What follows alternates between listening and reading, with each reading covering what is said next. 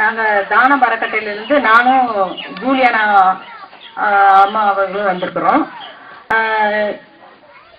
இந்த கிராம இந்த கூட்டத்தை பார்க்கையில ரொம்ப பெருமையா இருக்குது. ஏன்னா மற்ற கூட்டங்களுக்கு நாங்க போனப்போ ஜென்ஸ் தான் நிறைய பேர் இருப்பாங்க. நாங்களும் நிறைய ஊர்களுக்கு போயிருக்கிறோம். விளாச்சேரி, சின்ன சின்ன பஞ்சாயத்துகள் நிறைய. ஒவ்வொரு தடவையும் டேர்ன் படி ரெண்டு மூணு ஸ்டாஃப்ல போவோம். இங்க இவ்வளவு பேரு பெண்கள் ஆர்வமா கலந்துகிட்டதை நினைச்சா ரொம்ப சந்தோஷமா இருக்கு. இதுக்கு நம்ம பாராட்டுகளை முதல்ல தெரிவிச்சுக்கிறோம். இந்த கழிப்பறை அம்மா சொன்ன மாதிரியா படிப்புக்கு நல்லா இந்த ஊராட்சியில 5 பஞ்சாயத்துலயுமே ஒரு குழந்தை கூட ஸ்கூலுக்கு போகாத குழந்தை இல்லைன்னு சொன்னாங்க. ரொம்ப சந்தோஷமா இருக்குது. அதே மாதிரி இது சுகாதார திட்டம், இதுலயும் நம்ம கொஞ்சம் கவனமா இருந்தோம்னா நம்ம ஊராட்சி நல்ல முதன்மை பெறும்ன்றதுனால நாங்க இந்த ஜூலியானா மேடம் அவர்களை அந்த சிறந்த கழிப்பறைகளை பற்றி பேசுறதுக்காக கூப்பிடுறேன்.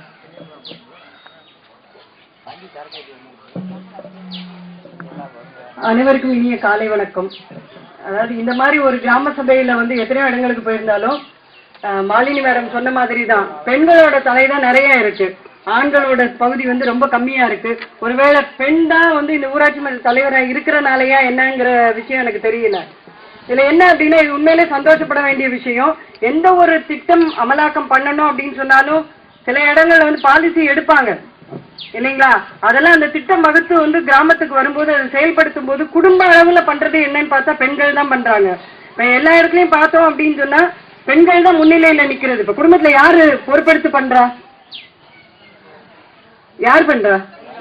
பெண்கள் தான் பண்றாங்க. ஏன்னா ஆண்கள் வெளியே வேலைக்கு போறாங்க, பலவித ஜோலி இருக்கும், குழந்தைங்க அவங்க பார்க்க முடியாது. சில ஆண்கள்ட்ட பிள்ளை எத்தனாம் கிளாஸ் படிக்குதுன்னு கேட்டாலே அவங்களுக்கு தெரியாது. 8ஆவதா அது 9ஆவது போயிடுச்சோ அப்படின்னு கேட்பாங்க. இந்த மாதிரி சூழ்நிலை. ஆனா அதே என்னன்னா பெண்கள் வீட்டிலே இருந்து பாக்குறது. இப்ப சொன்ன மாதிரி நீங்க நிறைய விஷயங்கள் நாங்க வர்றதுக்கு முன்னாடி பேசியிருக்கீங்க. என்னன்னு அவங்க கிட்ட கலந்து கேட்டுக்கிட்டப்போ என்னன்னா சுற்றுப்புற சுகாதாரம் பேசியிருக்கீங்க, சுகாதாரத்தை பத்தி பேசியிருக்கீங்க, அதே மாதிரி கழிப்பறையை பத்தி பேசியிருக்கிறீங்க. இந்த கழிப்பறை அப்படின்னு சொன்ன உடனே என்ன அப்படின்னு சொன்னா, நாங்களும் நிறைய கிராமங்கள்ல மதுரையில வெளியே இருக்கிற கிராமங்கள்ல போயிருக்கோம். கழிப்பறை கட்டியிருப்பாங்க, ஏன்னா கவர்மெண்ட்ல லோன் கொடுத்துருப்பாங்க.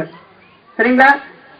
நிர்மல் பாரத் அபியான் ஸ்கீம்ல கொடுத்துருப்பாங்க. 11,200 ரூபாய் கொடுத்துருக்காங்க. கழிப்பறை கட்டியிருப்பாங்க. அந்த கழிப்பறையை பார்த்தோம் அப்படின்னு சொன்னா அதுக்குள்ள தட்டுமுட்டு சாமா இல்ல கோழி முட்டையிட்டு இருக்கும். சரிங்களா? அப்ப என்ன நம்ம தெரிஞ்சுக்கணும் அப்படின்னு சொன்னா, இங்க இந்த திரளியில இந்த ஊர்ல மட்டும் எத்தனை பேர் வீட்டுல கழிப்பறை இருக்கு?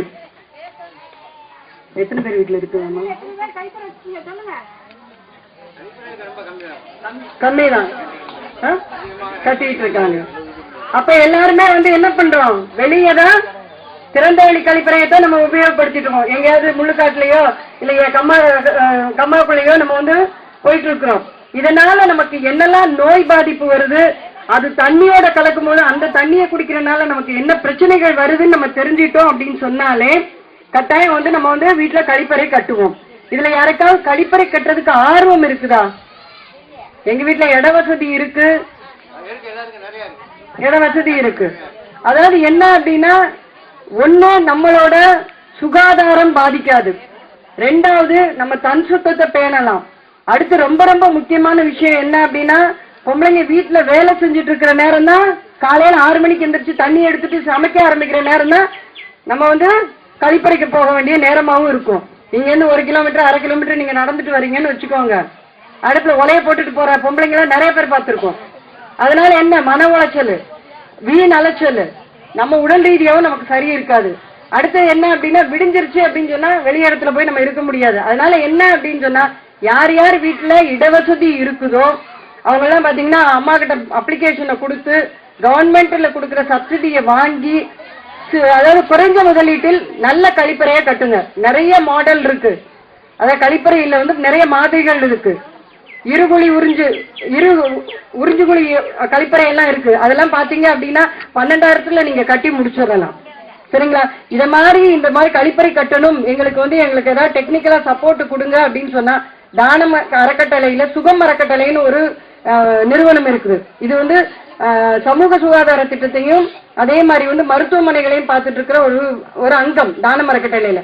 அந்த சுகம் அறக்கட்டளையில நீங்க எப்ப கேட்டாலும் உங்களுக்கு டெக்னிக்கல் சப்போர்ட் நாங்க கொடுக்கறதுக்காகவும், இந்த கழிப்பறை எந்தெந்த வீட்டுல கட்டணும்னு நினைக்கிறீங்களோ அதுக்கு ஒரு ஊராட்சி மூலம் ஒரு விழிப்புணர்வு கொடுக்கறதுக்கு ஒரு அரை நாள் செலவு பண்றதுக்கும் நாங்க தயாராக இருக்கிறோங்கிறத இந்த கிராம சபை கூட்டத்துல உறுதியா சொல்லி நிலையில சிறு மற்றும் நடுத்தர விவசாயிகள், குறு விவசாயிகள் இருப்பாங்கல்ல, அவங்கள வந்து இணைக்கிறோம். குழுக்கள் மாதிரியா இணைச்சு அவங்களோட வியாபார பொருட்கள், அந்த கீரைகள், காய்கறிகள், இந்த இதெல்லாம் நேரடியா விற்பனைக்கு, அதாவது இடையில போய் இடைத்தரகர்களோ இல்ல உங்களுக்கு அந்த கமிஷன் கடையில போய் கமிஷனோ இல்லாம நேரடியா விற்பனைக்கு ஏற்பாடு செய்யறோம்.